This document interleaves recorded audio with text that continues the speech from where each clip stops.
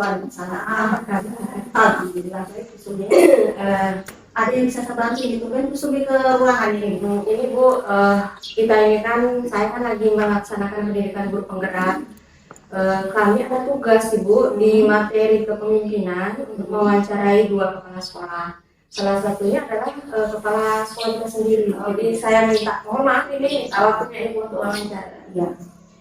Yang kami mau tanyakan itu soal kepemimpinan Ibu mengelola sekolah. Selama ini bagaimana Ibu mengidentifikasi kasus-kasus yang merupakan dilema etika atau wujudkan moral? Jadi selama ini bagaimana saya menganalisa kasus mana yang dilema etika, mana yang wujudkan moral itu. Yang namanya dilema etika itu jika saya dihadapkan pada situasi yang saya harus mengambil keputusan di mana keputusan ini sama-sama benar secara moral tapi bertentangan. Tetapi kalau yang ditujukan moral, situasi yang mengharuskan saya mengambil keputusan antara benar dan salah. Terus di dalam menjalankan pengambilan keputusan, terutama kasus yang dilema etika tadi ini yang sama-sama benar, jadi sulit mengambil keputusannya. Bagaimana Ibu menjalankan mengambil keputusan tersebut? Ya, jadi saya contohkan kasus ada yang baru-baru ini saya alami dan saya harus mengambil keputusan di antara 2 kepentingan yang secara moral itu sama-sama benar.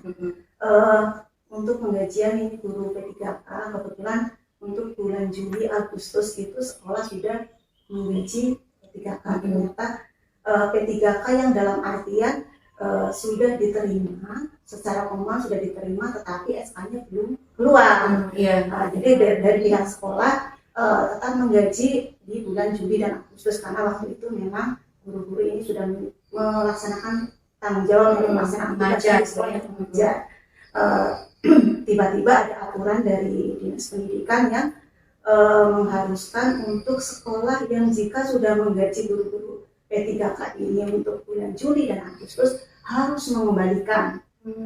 Harus mengembalikan karena aturan dari Dinas Pendidikan katanya TMT-nya guru-guru P3K ini sudah terhitung di bulan itu. Jadi Ibu dilema yang mengambil ada aturan dari dinas untuk mengembalikan sementara guru juga akan mengajar harus dibayar gajinya. Terus langkah-langkah apa yang Ibu ambil untuk menetapkan keputusan yang diambil untuk kasus tersebut? Jadi pada saat keluar pertama yang saya ambil adalah saya share dulu itu aturan di grup sekolah. Terus kemudian saya panggil guru-guru, saya kumpulkan semua guru-guru yang memang masuk dalam P3K tersebut. Terus kemudian kita bicarakan sama-sama bukunya bagaimana bagusnya. Akhirnya saya mengambil langkah untuk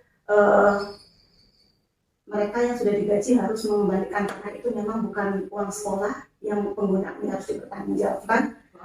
Iya. Terus menurut Ibu nih dari langkah-langkah yang Ibu ambil itu langkah yang Ibu anggap efektif dalam pengambilan keputusan ketika mengalami kasus tersebut? Yang paling efektif ya, saya tentu harus mengedepankan nilai-nilai kebajikan. Di sisi lain, kepentingannya sama-sama benar ini, guru sudah melaksanakan tanggung jawabnya mengajar, dan ini juga aturan yang tidak bisa saya langgar. Aturan negara. Iya. Berkaitan dengan ini. Iya. Jadi sudah itu solusinya adalah karena guru-guru sudah menjalankan tanggung jawabnya, jadi tetap digaji dari sumber dana yang lain yang memang boleh, bukan dari dana kos tetapi sesuai dengan kemampuan sekolah. Di dalam pengambilan keputusan itu ada nggak tantangan yang Ibu hadapi? Tantangannya itu tadi bertentangan antara nilai-nilai keadilan dengan kecuali dalam batin. Harus adil. Akhirnya karena sudah guru-guru sudah menjalankan tanggung jawabnya tentu harus digaji karena mereka datang ke sekolah pasti kan harus mengeluarkan uang bensin dan lain-lain. Dalam pengambilan keputusan tersebut, faktor-faktor apa yang mempermudah Ibu di dalam pengambilan keputusan yang Ibu lakukan? Iya, jadi yang mempermudah saya itu untuk kasus tadi yang keadilan dengan berkeadilan dengan rasa kasihan ini, saya banyak memposisikan diri saya itu sebagai mereka. Sebagai mereka yang mengedepankan nilai-nilai kebajikan itu tadi. Bagaimana cara mengambil keputusan yang di antara keduanya ini memang sama-sama benar, sama-sama pelik, bisa dikerjakan, tetapi tidak ada pihak yang berpihak. Terus dari kasus yang Ibu tangani, pembelajaran apa yang Ibu bisa ambil? Ya, pembelajarannya dari kasus tadi, ketika kita dihadapkan pada situasi yang ini aturan dari Dinas Pendidikan juga saat dijalankan, dan ini guru-guru juga sudah menjalankan tanggung jawabnya, itu harus dipikirkan juga bagaimana pengajiannya.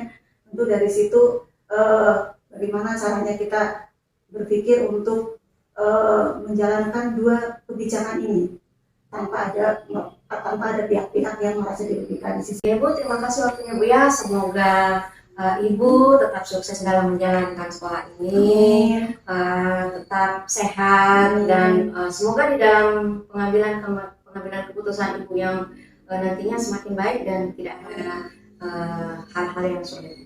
Terima kasih banyak atas waktunya Bu. Sama-sama. Assalamualaikum warahmatullahi wabarakatuh. Waalaikumsalam. Ya, waalaikumsalam. Mohon maaf ini Pak mengganggu, meminta waktunya sedikit. Saya dari SMK Negeri 1 Parigi Selatan. Kebetulan saya ini punya tugas, akan ikut kegiatan pendidikan guru penggerak. Saya ditugaskan untuk mewawancarai 2 kepala sekolah. Saya sudah mewawancarai kepala sekolah saya. Kemudian yang satunya saya pilih Bapak, boleh Pak ya? Ada beberapa hal yang perlu saya tanyakan, itu soal kepemimpinan Pak. Yang pertama, selama ini bagaimana Bapak mengidentifikasi kasus-kasus yang merupakan dilema etika atau bujukan moral? Ya, dilema etika itu sepertinya Bu, seperti yang terjadi pada kasus saya, macam berpakaian ke sekolah tidak rapi, ya di luar bajunya, ambil yang di luar bajunya. Jadi itu salah satu perusahaan itu sempat cubit perutnya, kemudian itu keberatan sama saya. Habis saya pemahaman juga sebagai terima. Mungkin begini deh, kan setiap hari kan sudah tahu. Tapi ini ada 2 kepentingan antara guru yang melanggar karena melakukan penyidikan itu sudah kan tak boleh Pak ya. Tapi kemudian bagaimana Bapak menjalankan pengambilan keputusan di sekolah Bapak, terutama untuk kasus yang dilema etika ini? Yang kita harus memihak pada murid. Kemudian kedua itu kita harus mengambil kebajikan. Ketiga kita harus mempertanggungjawabkan apa yang kita laksanakan. Berarti Bapak berpikirkan berdasarkan Iya. yang pada muridnya, kemudian ada nilai kebajikan. Iya. Terus di dalam mengambil keputusan, biasanya prosedur atau langkah-langkah seperti apa yang biasa Bapak lakukan selama ini? Iya. Jadi Bu, macam itu terjadi macam di awal semester kita adakan rapat itu. Kita kasih penguat ke guru, kemudian itu hal yang kita bisa lakukan supaya siswa itu bisa betah di sekolah, dan juga itu guru bisa memahami apa yang terjadi sebenarnya di sekolah ini. Supaya kan artinya ini Bu disertifikasikan siswa sedikit. Jadi kita jaga betul Bu bagaimana supaya siswa jangan pindah ya. Seperti itu Bu. Iya betul Pak, kita butuh Pak ya. Terus menurut Bapak hal-hal apa saja yang sudah dianggap efektif selama ini dalam menangani kasus dilema etika? Ya, selama ini Bu seperti macam merokok. Ya, artinya sederhana sekali Bu, yang mau kita tidak pakai merokok. Karena kita berikan itu pemahaman bahwa merokok merugikan kesehatan. Kedua kan macam itu banyak faktor terutama di media itu bahwa merokok itu kan tidak dibenarkan. Sepertinya mereka pahami. Selama ini mereka tidak lagi terang di lingkungan sekolah atau bersembunyi di lingkungan sekolah tidak paham seperti itu. Terus selama pengambilan keputusan selama ini, kalau Bapak punya kasus itu, Bapak tentu mengalami tantangan-tantangan. Tantangan apa yang Bapak alami selama pengambilan keputusan? Seperti jelas Bu terjadi artinya antara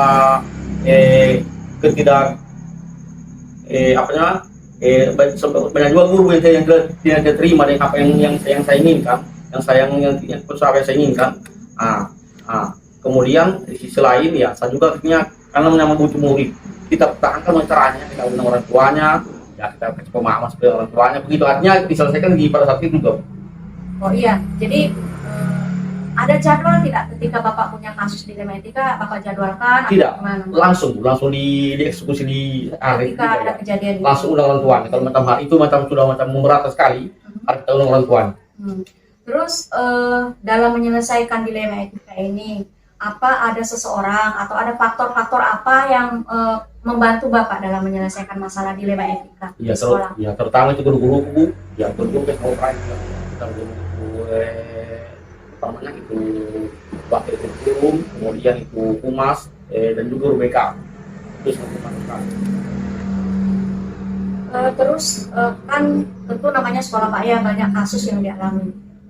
Selama ini ketika di dalam pengambilan keputusan, kemudian hal apa yang bisa Bapak jadikan pembelajaran dari kasus-kasus yang telah Bapak alami, kasus dilema etika ini? Pembelajaran saya ambil kita itu menjadi guru atau pimpinan itu harus bersikap sabar, ya harus sabar, jangan itu macam mementingkan sebelah pihak, ya artinya kita pikir juga walaupun itu tindakan kita itu benar, tapi satu sisi bisa merugikan. Ya tentunya kan kita macam bekas sama siswa, walaupun kita punya itu apa namanya keputusan benar, tapi kita pikirkan juga ya kita punya siswa. Ya jelas siswa sekarang sudah gampang. Kalau kita macam sering-sering bentak, marahi, ya pada depan umum namanya, mereka itu rasa bagaimana minder ya, maka mereka pasti pindah. Berarti Bapak banyak belajar dari keputusan Bapak ambil terhadap seperti ini, Iya. Dijadikan pembelajaran Iya, untuk menangani kasus berikutnya. Iya. Ya, terima kasih Pak sudah meluangkan waktu. Semoga Bapak lebih berhasil lagi menangani kasus-kasus jika Bapak mengalami kasus dilema etika. Ya, terima kasih. Makasih banyak Pak ya. Ya, assalamualaikum warahmatullahi wabarakatuh. Waalaikumsalam warahmatullahi wabarakatuh.